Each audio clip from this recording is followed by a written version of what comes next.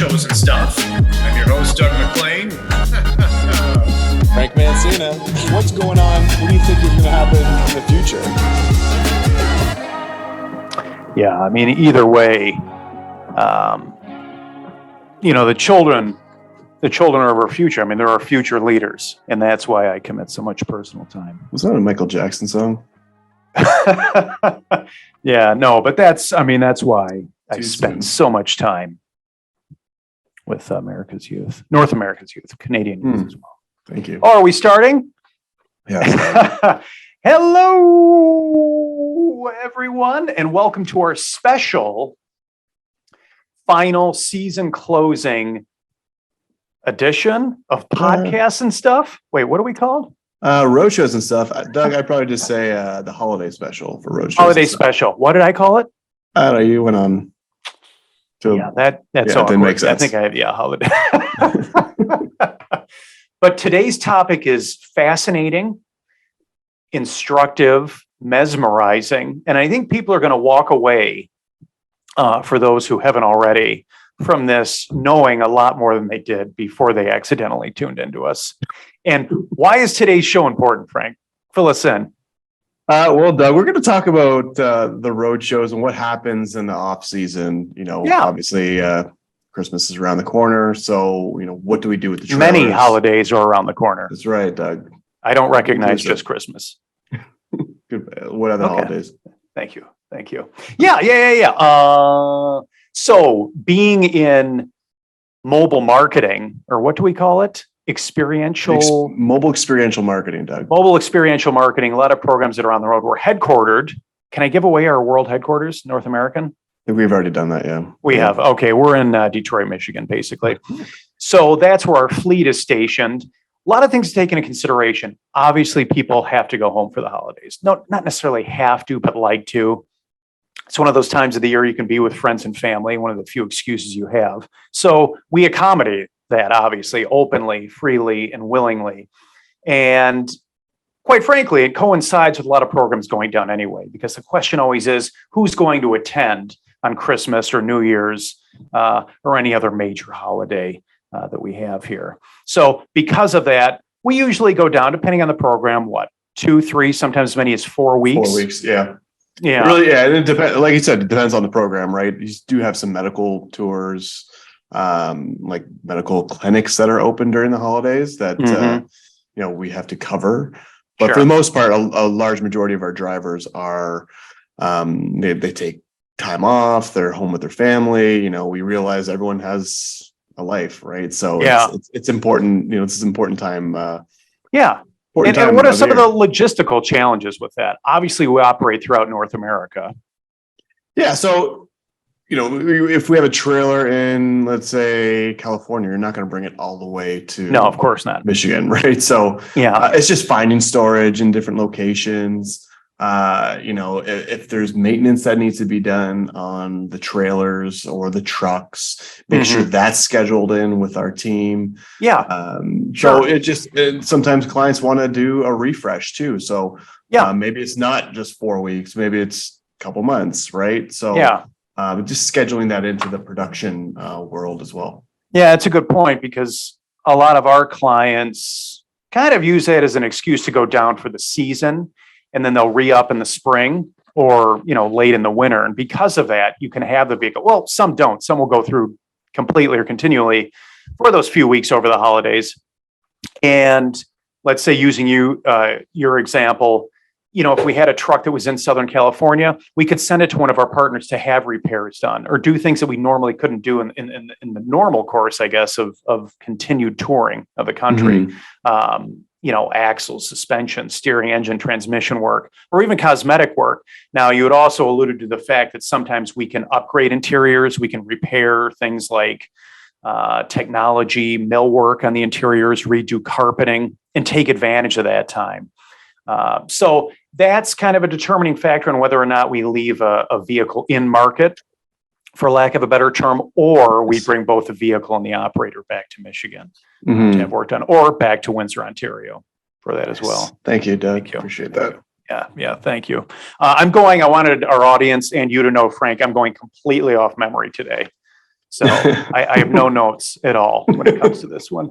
What else do we have here? Oh, storing trailers over the winter holidays, something to take into consideration, especially here in the Detroit area where we have, weeks on end of sub-zero weather. What are some of the things we do to prep for that? And I'm asking you because I have no clue. Well, sometimes, contracts have that we store things indoors, right? Yep, So exactly. And sometimes we just don't have the space. So we need to find space to park the vehicles indoors. Sure. Unfortunately, the indoor space is at a premium, so we typically try to reserve some of these things, well in advance. Yeah.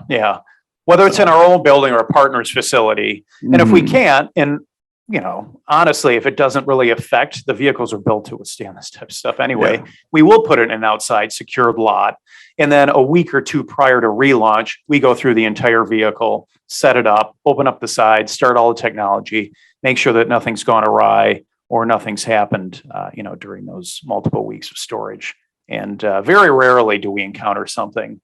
We have in the past, not to disclose too many secrets, something's been stored for a year that we find, maybe rodents or a raccoon has gotten in there, but that would not be representative of the typical downtime for a program or a tour, which is at most, 2 to 3 weeks over the holidays.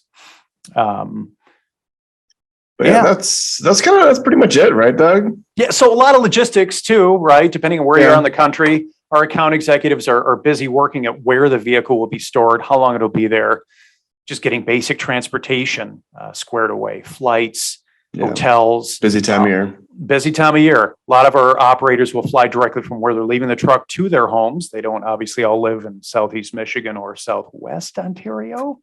So we'll fly them home directly to be with their families and, working on all the transportation back to the program. Sometimes you're kind of, for lack of a better term, on standby if the program is down for a couple of weeks and they're not exactly sure when they want to return to the road. So a million different variables involved. It depends on the particular program, how it's handled, and, really what needs to be done. So that's about it in a nutshell. Pretty much it. It's like I said, this is a pretty special time for everyone. And, it's for me, this time of year is I'm very reflective this time of year. Right. So, and I do want to thank all of our, one listeners, my mom, appreciate it. My wife, maybe.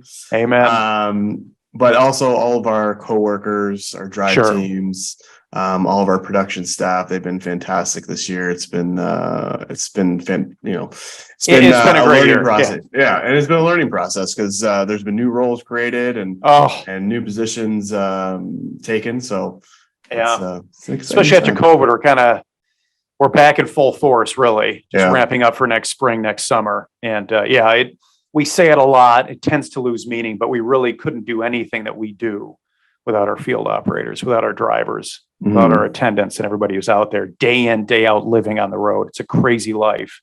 But I'm convinced we have the best staff in any category like this. They're just absolutely phenomenal. And that's why our clients keep coming back. Frank, do we have, with that being said, you want to do a couple minutes of silence? Okay, so do we have a stuff today that we had? I'll start with one. We can both do one. I'll do one and then you do one. Okay. Frank, for our listeners, please name the 14 reindeer. I was kidding. I don't know how many there are. I think there's 7. Donald? Donald. Isn't that a duck? Dasher, Dancer, Donald, Dixon, Comet, Cupid, Ronald, Mixer. Hold on. Correct. That's amazing. And Rudolph. Oh, and Rudolph. Yeah, that was 14. Perfect. Yeah, that's great. Yeah, we've learned 8. A lot this year. Who? Tate? Is there 8? There's got to be 8. Oh. Comet, Cupid, Donald. I honestly didn't know Donald was one. Like Donald, you're telling me there's a reindeer named Donald? And what did you say, Ronald? There's Ronald and Donald. Those are the biggest loser reindeer. No. We don't bully, verbally or otherwise. That's important to note that. There might be Donald. We may have to look this up immediately. Well, that's part of the stuff. Okay, do you have a stuff for me? If not, I can do another one. No, I don't have a stuff for you. Okay. Yeah, so we're reflective and we're thankful. So what does this holiday season mean to you, Doug? People want to know. Means a lot. I mean, it's to my core, it's who I am and who I hope to be. My friends and family and my loved ones. What do we have up for next season, Frank?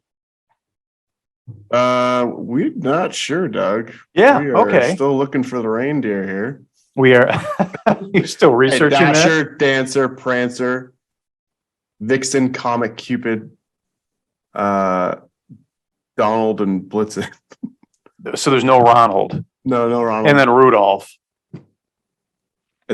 Yeah. And then where did that story originate? Like, what was this back to the Scandinavian one thingy? I didn't get that far. Assuming so, because he has reindeer, and reindeer, I think, are native to Scandinavia, which is another episode. I say Dasher, Dancer, Prancer, Vixen, Comet, Cupid, Donner, Blitzen, Rudolph. Yeah. Okay. How many is that? 9? Something like that. Yeah. Okay. All right. Good. Another great episode. Really sending out the season with a bang. That's right. When will we be back? A lot of people, we're going to be back probably in springtime there, Doug. Yeah. Okay. Of what year? 23? 23. Okay. Yeah. This is going to be amazing. I don't want people to know my full name here. Yeah, it is going to be something crazy. What are some of the topics we'll be covering in the new season? Doug, we have not brainstormed that yet. We have not. Okay, I was hoping one of us had, and you had it. But if you have any suggestions, feel free to reach out to us.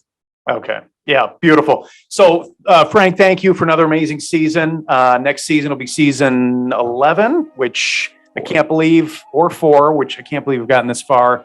It's pretty exciting. We will have a lot of new topics, amazing things to discuss in regard to mobile marketing. So stay tuned, everyone. Have a great holiday. And again, a special shout out to all of our employees, friends and family. Thank you for the support this year. Won't be forgotten. Appreciate it. If you want to learn any more information about MRA, check out our website, www.gomra.com. Yes. Beautiful. Thanks, Frank. Thanks, everyone. See you soon. Don't use my hand wave. That's Bandit.